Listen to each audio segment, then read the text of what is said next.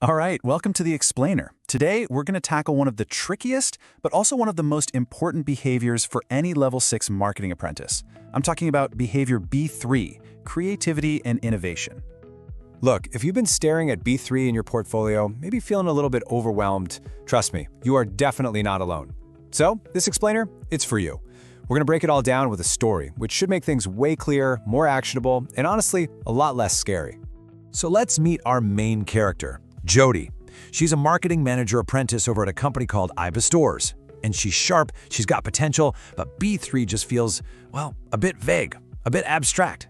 The good news is she's got an amazing support crew, her manager, Riddle, her mentor, Adam, and her coach, Olivia. And we're gonna follow them as they help her totally nail this. Okay, so here's the plan. We're gonna follow Jody's whole journey.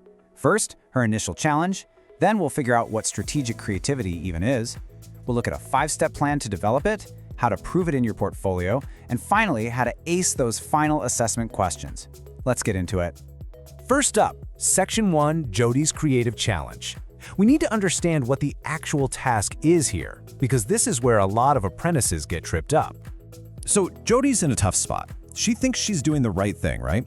Coming up with all these fun, flashy campaign ideas, but her manager, Riddle, is basically saying, nope, that's not it. You can imagine how frustrating that is. Her definition of creativity just isn't lining up with the standard.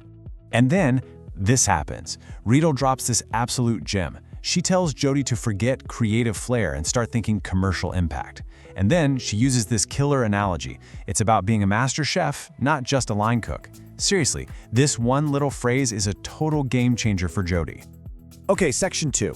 So what in the world does that even mean, master chef versus line cook? Let's dig into what strategic creativity really is, because this is the mental shift you absolutely have to make. This table breaks it down perfectly. Think about it. A line cook is all about following the recipe. They do a great job executing tasks, coming up with one-off campaign ideas that are maybe a bit novel, but the master chef? Oh, they're playing a whole different game. They're not just following recipes, they're inventing brand new dishes. They apply deep insights to solve the big business challenges, and crucially, they measure their success by business value, not just flair. And here's the official definition, right from the standard. And look, it lines up perfectly with that master chef idea. Check out the keywords: strategic marketing challenges, insight-led thinking, long-term business value. See, it's not about being artsy, it's about being commercially brilliant. So what does this look like day to day? Well, it's about applying your creative brain to complex business problems. It's about using data to back up your innovative ideas. It's having the guts to challenge how things have always been done. But, and this is key, always balancing that creativity with a solid dose of commercial awareness and risk management. It really all comes down to your strategic judgment.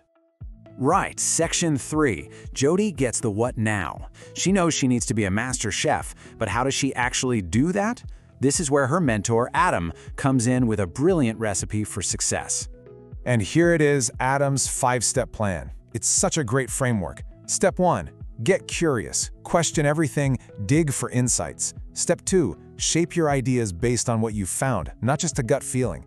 Step 3, time for action. Pilot those ideas, but in a smart, low-risk way. Step 4 is crucial. Evaluate. Use the data to see what worked. And finally, Step 5, you become the innovator. You start embedding this way of thinking in your team. It's a full journey from learner to leader. On to Section 4. Now this is a big one. It's great to develop these skills, but how do you actually prove it for your portfolio, for APM? That can be a real headache. Luckily, Jody's coach, Olivia, is here to help. Okay, this is pure gold. Olivia shows Jody exactly how to connect her work to the evidence the assessor needs. It's about creating a trail, so you have a strategic reflection. That's you explaining the why behind a decision. An innovation proposal. That's your plan, based on real insight. Stakeholder feedback. An email from a director? Perfect. And of course, performance data, the numbers that prove your idea actually worked. It's all about documenting your MasterChef moments.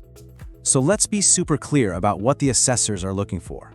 They don't just want pretty pictures of your campaign. They want to see your brain at work. They want the why behind your decisions. They need to see that clear, strong link between your creative idea and a real business outcome. And they absolutely want to see that you're thinking about risk. They're testing your judgment, plain and simple. All right, section 5, the home stretch. We're talking about the final boss, your endpoint assessment. This is where Olivia preps Jody for the professional discussion so she can walk in there and talk about her work with total confidence.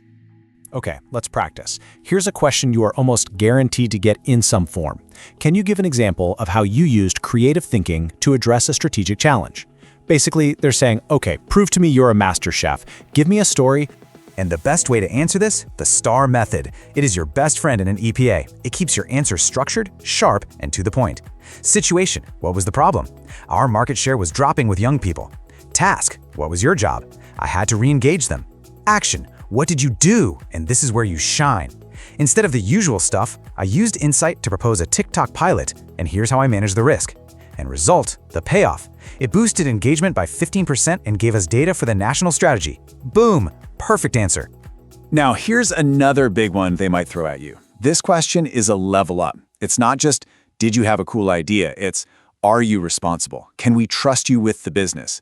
They're testing your commercial maturity. So, to build a great answer, here are your talking points.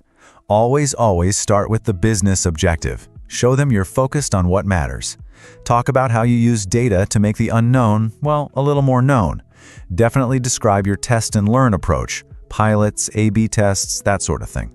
Mention getting your bosses on board, and finish by stressing that everything you do has to protect and align with the brand.